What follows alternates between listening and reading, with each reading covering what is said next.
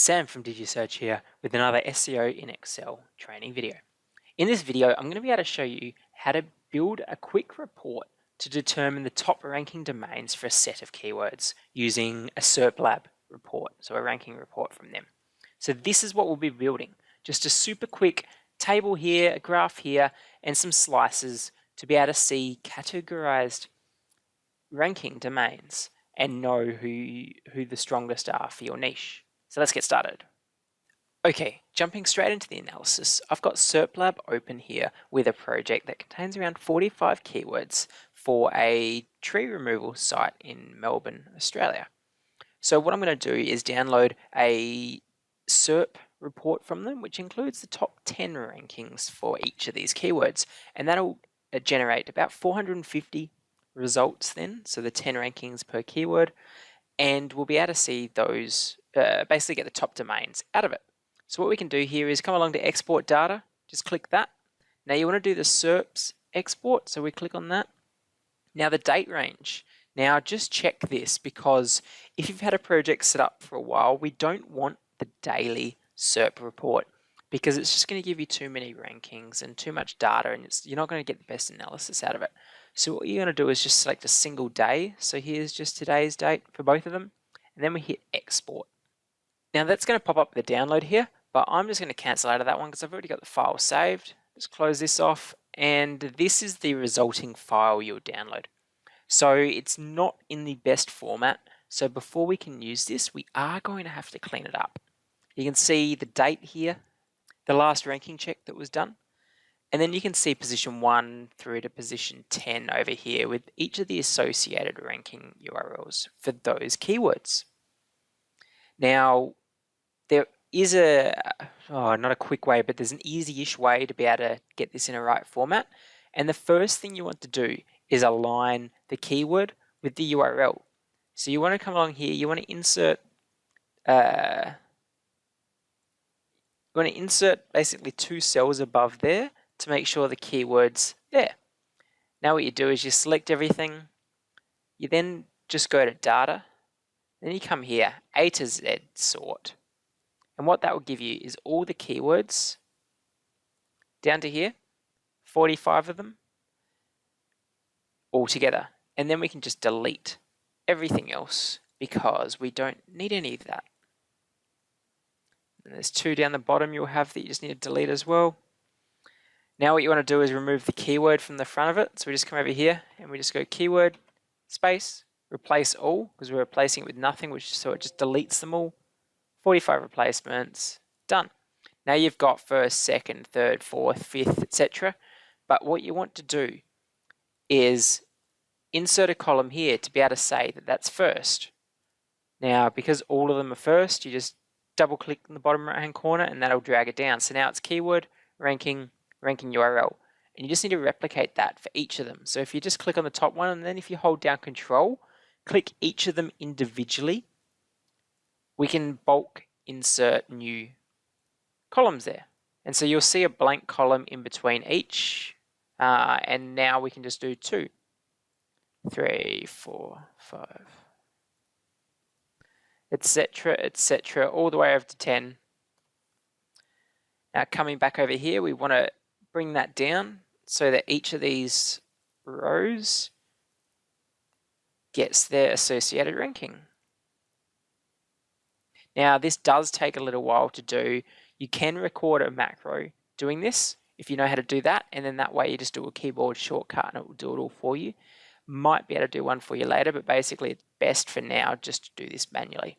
So now you've got your keyword, ranking URL, etc., etc. Over in this file, I've got basically keyword data set up. So on one tab, we've got the keyword raw, which is the keyword, search volume, and its categories. And then on the left tab, I've got just a blank template for me to quickly fill in now. So what I'm going to do is come over here. I'm going to select all the keywords. Oh, sorry, I'll select the first 3 columns. So keyword, rank, URL. Copy them over, keyword, rank, URL. So I'm just going to paste all these in. Daisy. And there we go. So we've got the first ranking position for each of those keywords. Now what I can do is come over back here. Now I just, because this is easiest and the fastest way to do it, I just come along here, I delete the first two, and then I do the exact same thing. So now we're selecting the websites ranking number 2. Now we go back here, delete them, go back to the top. Now it's websites ranking number 3, paste them in the bottom. So I'll just quickly go through all of these now and move them over for you. Okay, so I just copied in the 10th ranking position URLs, and now we've got from 1st to 10th rankings for this set of keywords. So we've got keyword, rank, URL. Now we've got a space here for domain. So I am using SEO tools for Excel, as you can see up here, and they've got something known as the URL property. So we do that. We then need to click on the URL, and then we just type domain, and SEO tools for Excel will strip out the URL and any subdomains associated with it and just give you the end ranking domain for that keyword. So I'm just going to remove that formula. So I just want to paste as values here, and there we go. So we now know the ranking domains. Now, I've got an estimated traffic formula here. So this is taking into account the ranking of the URL along with the search volume of this keyword. So this one's doing a VLOOKUP to find the search volume for the keyword from here. And then it's looking at the click-through rate model I've got set up on the right-hand side. Now, this won't be extremely accurate. It does change niche by niche, but what it does give us is something that's comparable from one domain to the next. So it's basically an even playing field from a maths point of view. We now know all the keywords, URLs, domains. We've got basically all the information we need. So what I'm going to do is I'm just going to insert a new sheet, and we're going to call it top domains. Now from this table, I'm now going to insert a pivot table to the right hand side, and on that pivot table I'm going to drag domain into rows, and I'm going to drag estimated traffic into values.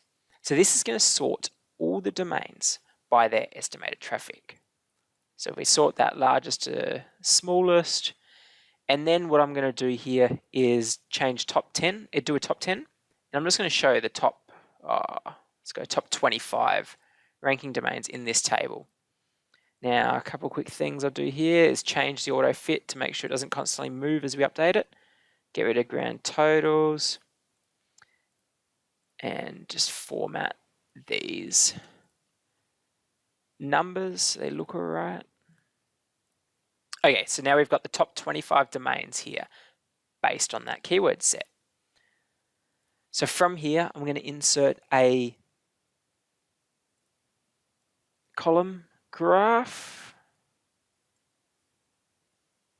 and do some quick formatting. Do some quick formatting to it.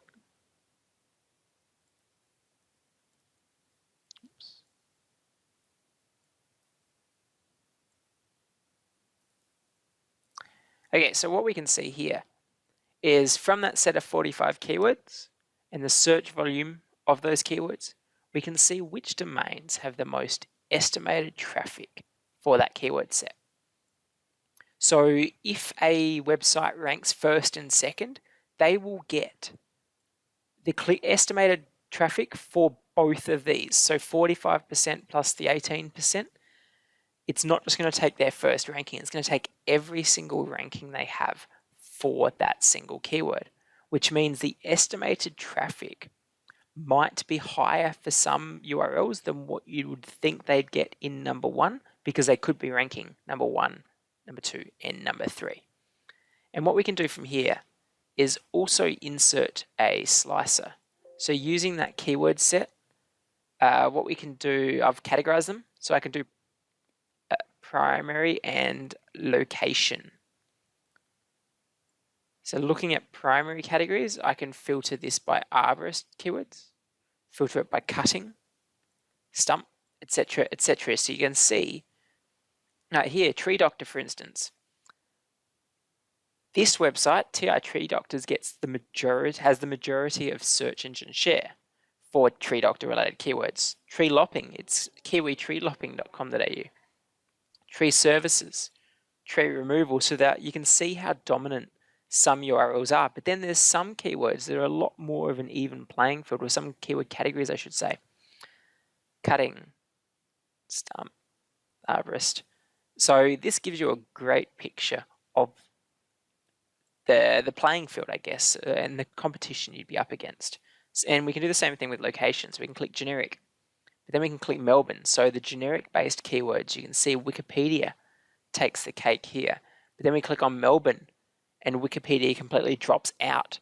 So as soon as you bring in that Melbourne keyword, you can see Taylor's Trees or Jim's Trees or Total Tree Care starts taking the rankings for those keywords.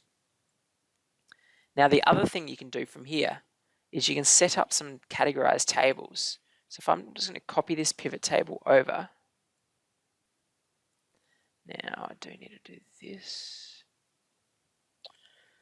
Remove the connections from the slicer.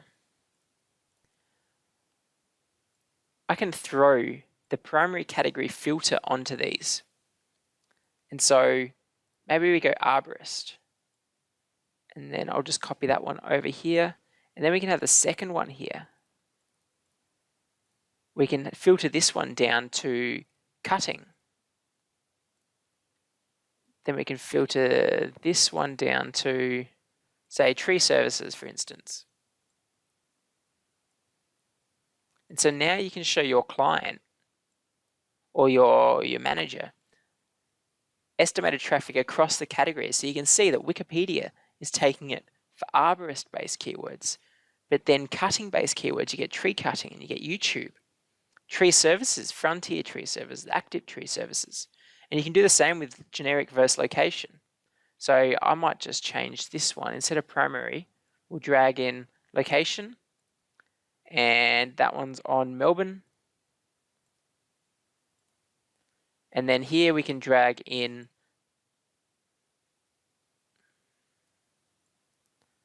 location as well, and we'll turn this one to generic.